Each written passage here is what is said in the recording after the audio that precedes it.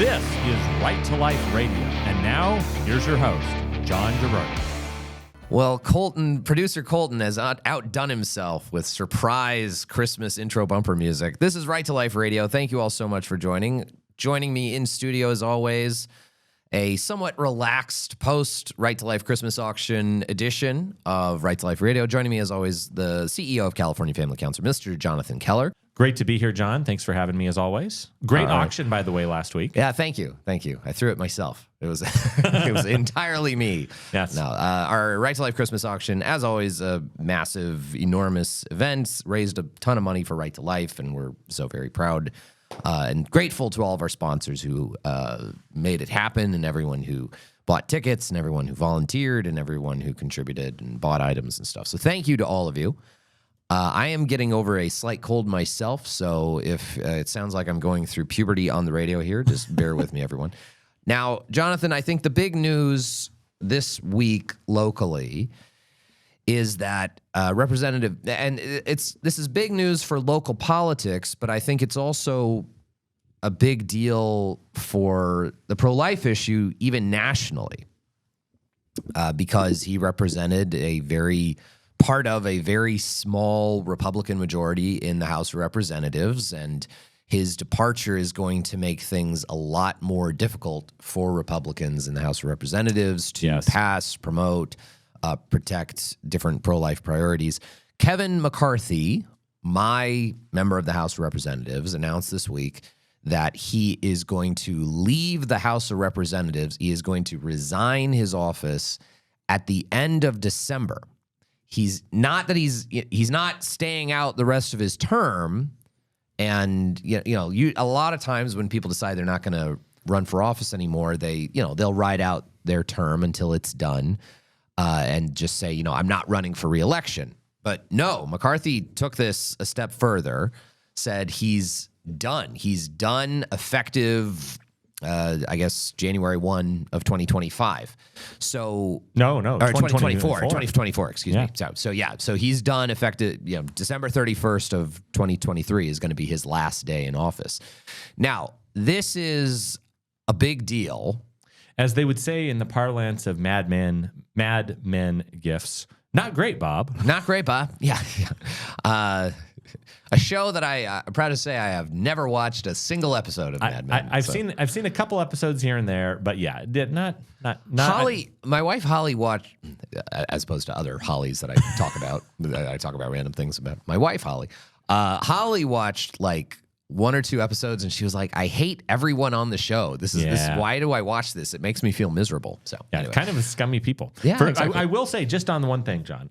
Just now that we're randomly talking about Mad Men, I will say, watching that show and some of these other nostalgic shows, I don't think it was by any means a perfect encapsulation of the 1940s, 50s, 60s. But it does kind of remind you, for all those conservatives that are just like, why can't we just get back to the values of the 1950s? Yeah. Well, some of the people that were the titans of industry were not all that great back then either. Yeah, well, it was like the beginnings of the culture of death then. Yeah, anyway. So let's get back to Kevin McCarthy. I don't know how we wound up on Mad Men. Kevin McCarthy has decided to resign. Speaking of slick salesmen. There you go. He's decided to resign his office. And this actually puts Republicans nationally within the House of Representatives in a very big bind. Right. Because for a number of reasons, we talked a little bit on Right to Life Radio about Kevin McCarthy being ousted. I don't know how much of a huge impact it's going to have on pro-life politics.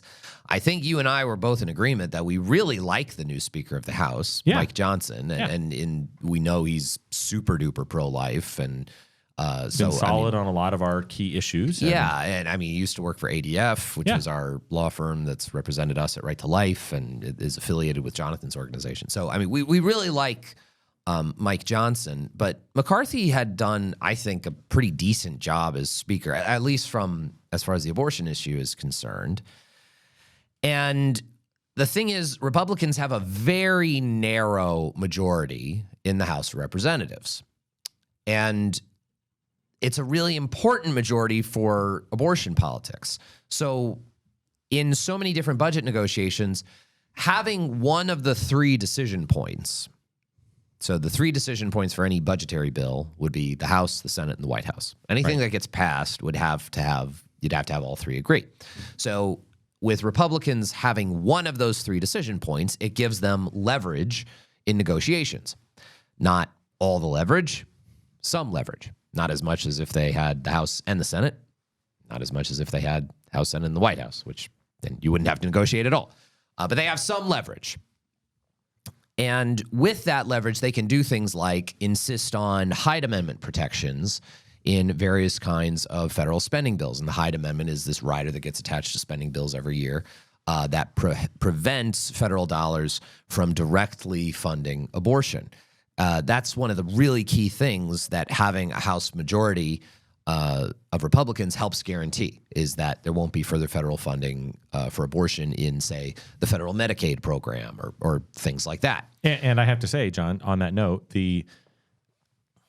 that is not a small thing. I mean, we've talked about it on the show in the past, but our friend Dr. Michael New with the Charlotte Lozier Institute, and I mean, he has done multiple papers and talked about the fact that the Hyde Amendment alone has probably been the single most effective pro-life policy of the last 50 years. Right. I mean, it saved, from his analysis, it probably has saved 2.5, I think his numbers is about 2.5 million children have not been aborted because of the Hyde Amendment. Yeah, I mean, there's lots of other things, whether it's different pieces of legislation or going back to the Supreme Court cases of the early 2000s, the partial birth abortion case.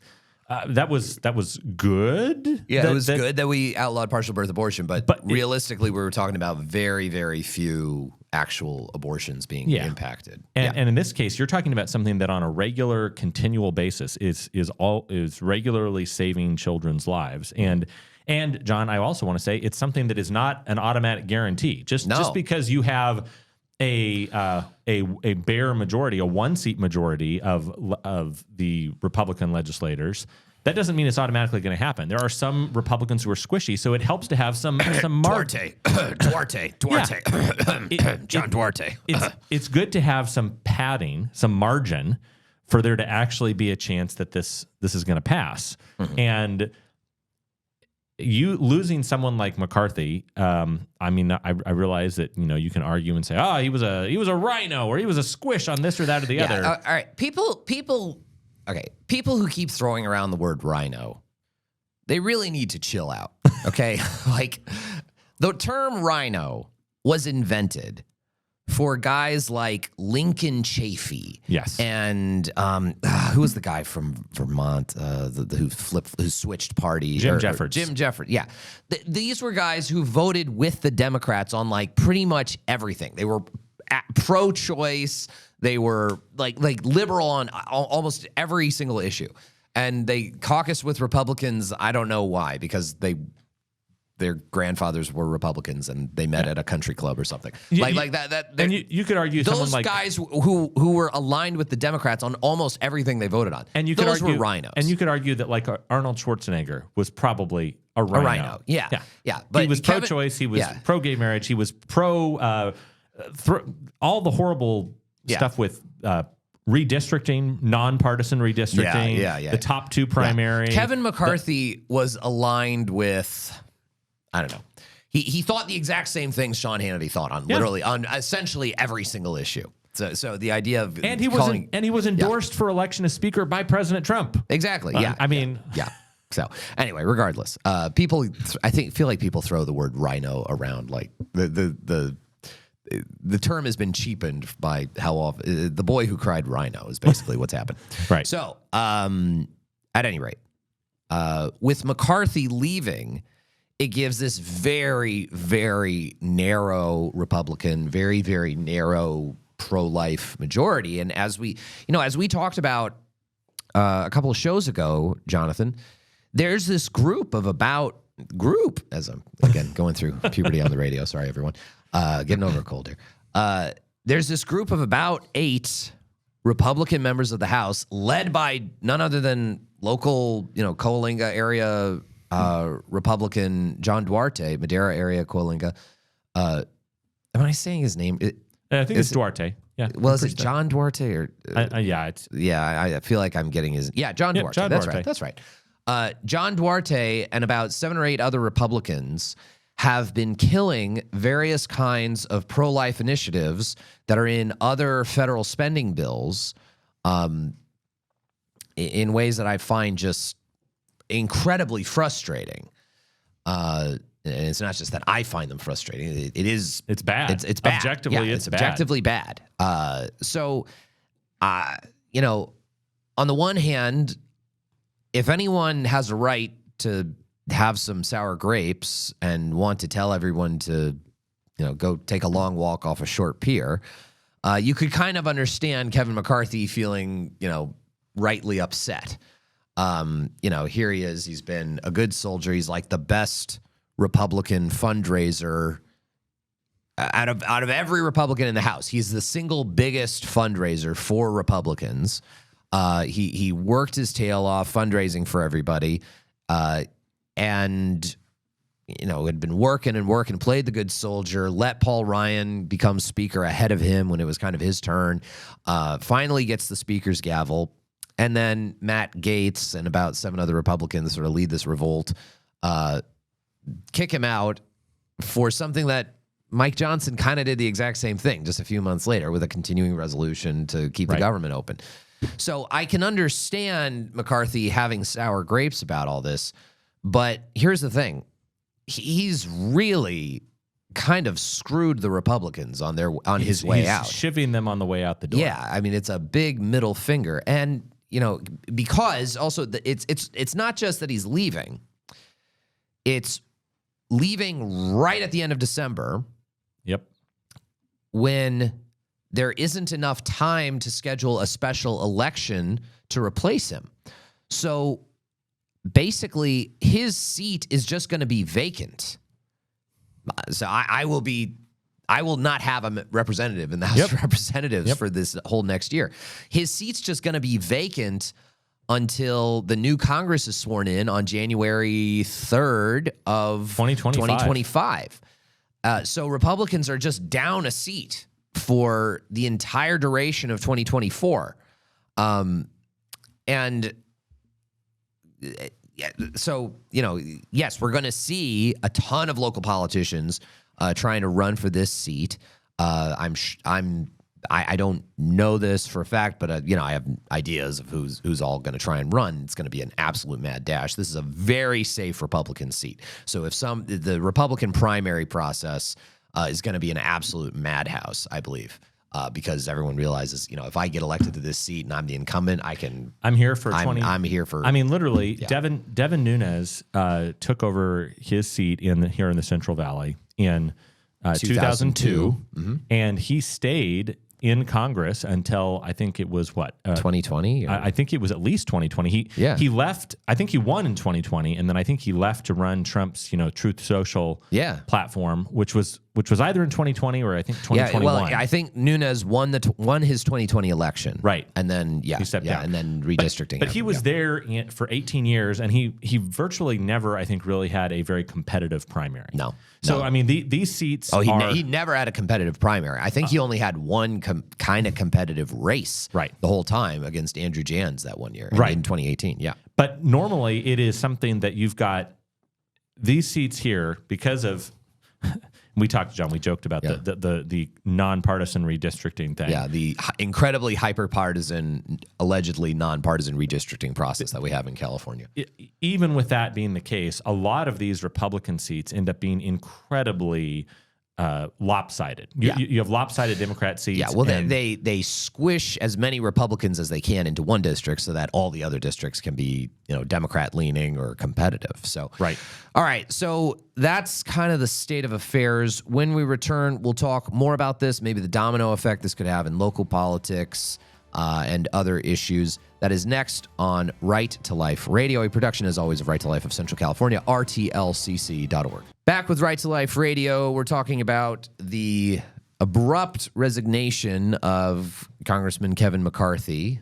I guess it wasn't too abrupt after he got kind of chucked out of being Speaker of the House. Yeah. However, after his decision abruptly to leave at the end of December, which results in whatever the Republican majority is in the House being shrunk, which was already very narrow, being shrunk even further.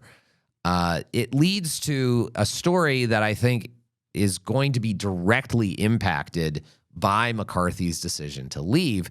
And this is about the House GOP being able to defund the Pentagon's abortion policies. So here's a story from the Federalist. Now, the Federalist, for those who don't know, it's like the mouthpiece of the Heritage. No, that's the no? Daily Signal. Oh, that's Federalist Daily is Signal. independent. Federalist is independent. Okay. So basically, the Federalist is sort of right-wing newsy outlet. Molly Hemingway. Molly Hemingway and her stuff. Okay. Heritage Action for America, the story says, is gearing up to oppose a congressionally negotiated defense spending measure should it fail to include a provision outlawing the Pentagon's illegal abortion policies. Our adversaries, especially China, have watched China, in the words of former President Trump, have watched as this administration put politics over military strength and lethality. Heritage Action Executive Vice President Ryan Walker said in a statement, President Biden focused on turning the Pentagon into an abortion travel agency while struggling to recruit service members and showing weakness around the world. Enough is enough. So what is this illegal abortion policy he's talking about? We've talked about this on the show quite a bit.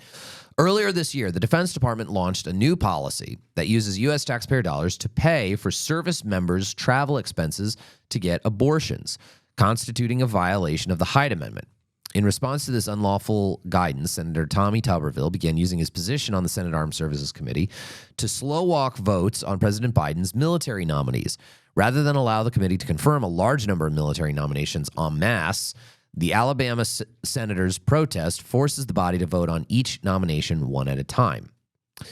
So Tuberville has also come under fire from various Republican senators from this, Dan Sullivan for Alaska, Joni Ernst from Iowa. Now, but let's get to the core of this, which is the Pentagon's policy. So we've talked about this a lot on the show. I had an op-ed about this.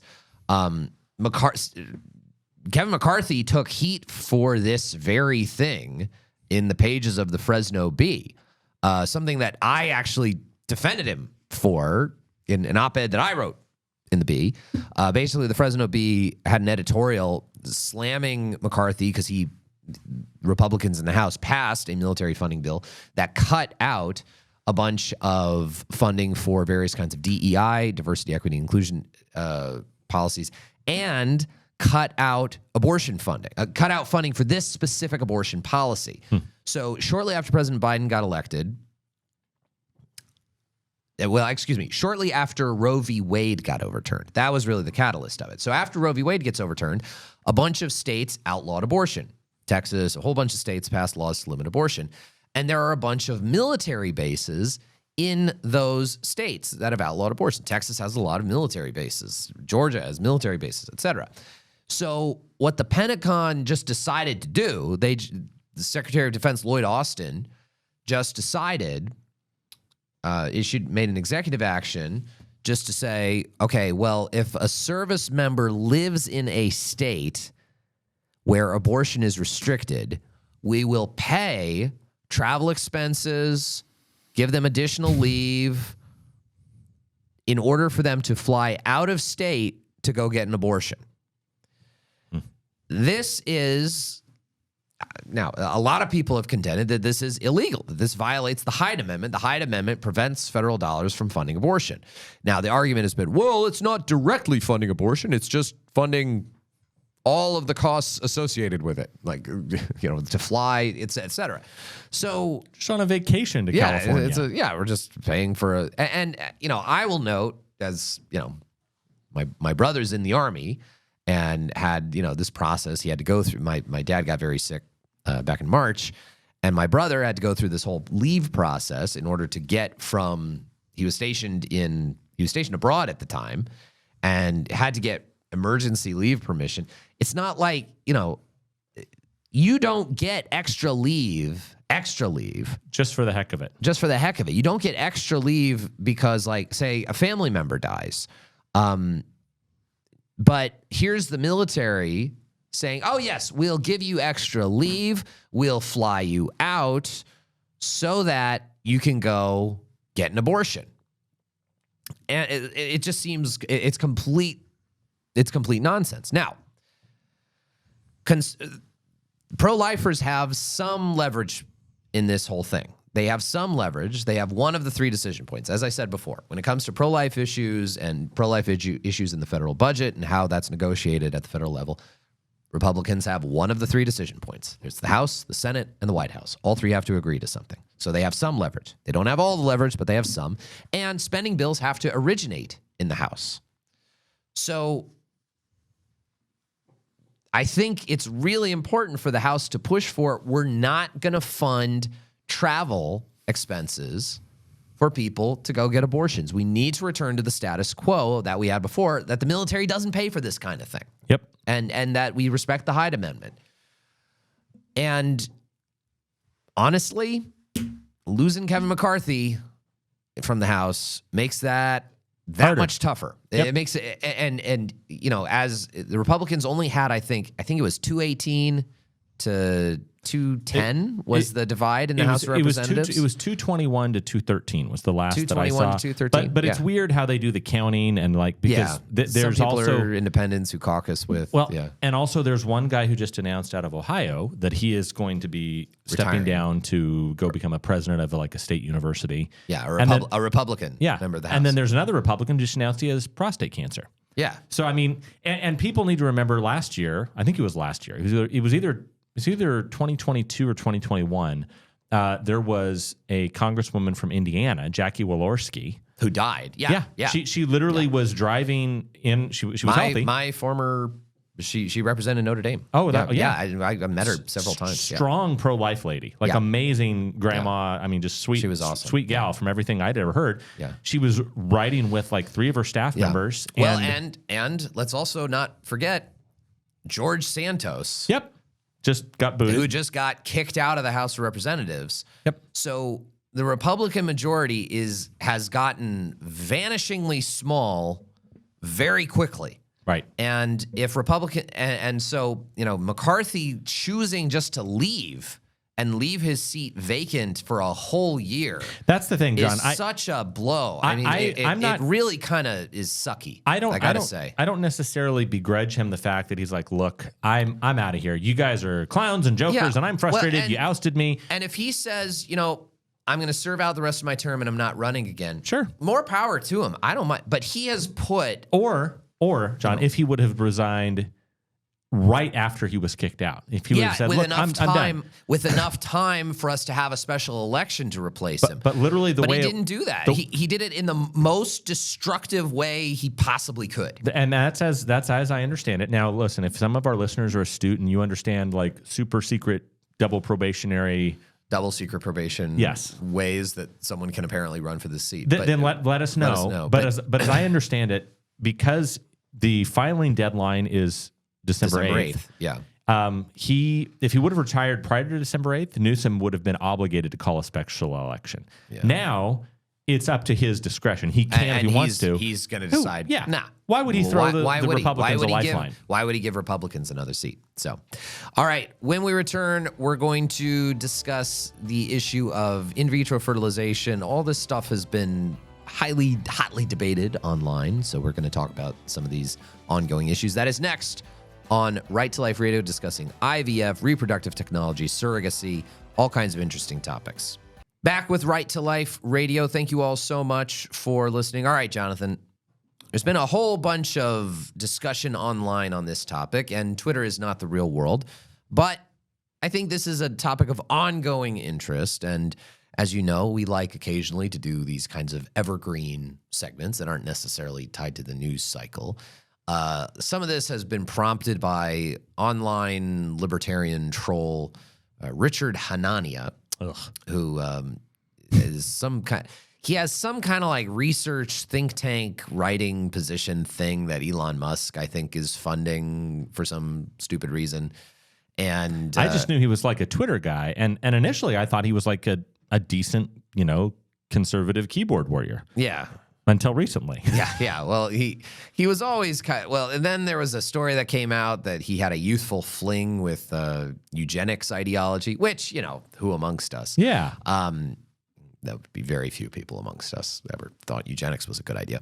So it's kind of bizarre guy. And he was doing a lot of sort of critiquing of the conservative position against IVF and critiquing of the pro-life position, I should say more specifically, the pro-life position against in vitro fertilization, surrogacy, et cetera, and saying, well, what's pro-life about it? Well, it seems like you're just denying smart, wealthy, successful people the opportunity to have babies. If they want to have babies, well, what's wrong with, why should we, it does not make any economic sense to regulate practice like in vitro fertilization. So let's dig into it. I want to talk about in vitro and kind of explain it a little bit more to people. Organizationally, we at Right to Life believe that in vitro is wrong, and the reasons for it. The difficulty is when you talk about in vitro, you have almost everyone who is turning to it because of very sad and difficult circumstances. It's usually what people turn to because they are experiencing very serious infertility problems and they're having a very hard time having a kid. Mm-hmm. And so when they get presented with someone saying, no, I think in vitro is morally wrong and has some very serious moral problems associated with it, they can view that, they can understandably be upset or view that Sure. as an attack. And, it's not us judging any individual person's subjective guilt or lack of guilt or whatever. We're just discussing the very nature of the thing. So I want to talk about this because it's in vitro and surrogacy are a growing trend in America. And especially because of the sort of increase in people who identify as gay or lesbian, or especially among gay men, obviously, because with gay men, with any same-sex couple, don't have the mechanism to create a baby in the sort of natural fashion. So very often you're seeing these news stories about prominent same-sex couples who are having children via IVF and surrogacy. Mm-hmm. A couple of different conservative gay commentators have had children through surrogates. Dave Rubin was like a year ago or 2 years ago, but then the most Guy recent Benson, one is Guy Benson, who's a commentator for Fox News. He's had a baby through this method, and it's led to like a bunch of conservatives say, "Oh, well, congratulations!" And with a lot of people saying, "Well, wait a minute, is this a thing to congratulate? Is IVF a thing to congratulate? Like, what are we saying here?" I understand being polite and wanting to be nice to people, but let's think this through. In fact, actually, in this became a thing with this local story about County Supervisor Steve Brandow introduced a measure to the Fresno County Board of Supervisors to have better screening processes for different books in the kids section of Fresno County libraries. And one of the books that I brought to his attention, actually, was a book that just talked about surrogacy as if it was like this totally normal, normal everyday thing. And I want to address that. So first, let's talk about in vitro. So in vitro fertilization is a process of creating new human embryos outside the context of intimacy. Mm-hmm. And doing it in test tubes. So in vitro is Latin for on glass, in glass. So the so-called test tube baby. So you're taking sperm from dad, egg from mom, combining them to create an embryo. Now, the problem is that often you're not creating just one embryo. There is wastage.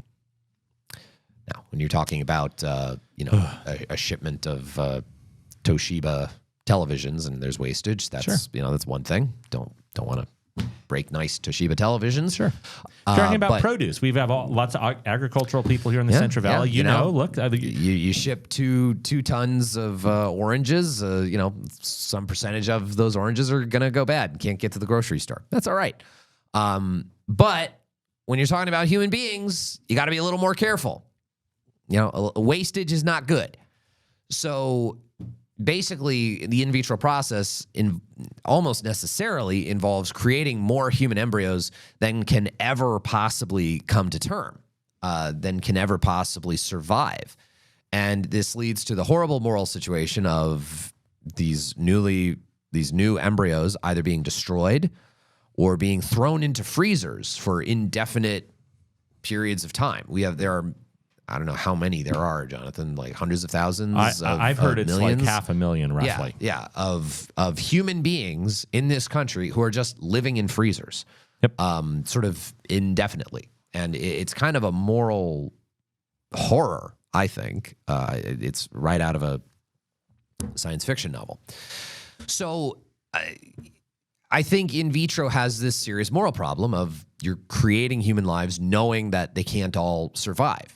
And I think you can even make, I believe, I know not everyone agrees with me on this. I think even if you could fashion a way of doing in vitro without wastage, we're perfectly creating only one and that human being's definitely going to live. I still think there's something very deeply morally wrong with that. I think the idea of separating the unitive and procreative ends of sexual love it's something very direly unnatural. And it's funny when you talk to people about this and you say, well, you think in vitro's, in vitro's okay. What's wrong? So how far away from the norm do you have to get before you're uncomfortable? Okay, well, how about cloning? Human cloning. And then people, not cloning, but, why not? Where are you drawing the line? How far away from the natural order does one have to get before you start saying, here's where I draw my line? Anyway, that maybe that's a discussion for another day. I think I agree with you. And John, to that point, I think that's one of the hardest things is the legislature, excuse me, not the legislature, the discussion over this. The pushback that you immediately get from a lot of same-sex couples is, well, why are you objecting to something that thousands of straight couples do every year? And I'm like, well, I object to that too. Exactly. Yeah, I don't care who's doing it. I also object to that. And I think it's not an anti-gay thing. It's a pro-embryo. Yeah. And that's, I think, being thing. A key thing for us to point out is that this is not about some particular animus towards same-sex couples. No. I mean, that's outside the purview of Right to Life Radio. Yeah. But I would say that I have friends that are in same-sex relationships, and respectfully, like if they asked me honestly what I thought, they said, "Hey, we're wanting to, get a surrogate and start procreating. What do you think about that? Like, what's your honest opinion?" I would say, I think it's wrong. I think it's immoral on multiple different levels. Yeah. Well, let's go into surrogacy. Yep. Okay. So surrogacy is the practice of, and it's usually in many, many cases, as far as I can see, it's usually for some kind of monetary consideration, hiring a woman to carry your child for you. I think it can involve the woman also donating her egg. And I think with gay couples, it's often that's what package deal. You're getting the woman to donate her egg, and she's going to carry the child to term. And this is now just being presented, as I said, like in this library discussion that we've been having in Fresno. This is being just presented to children as just totally normal. This is just the norm. And there's no thought about, we are commodifying women's bodies.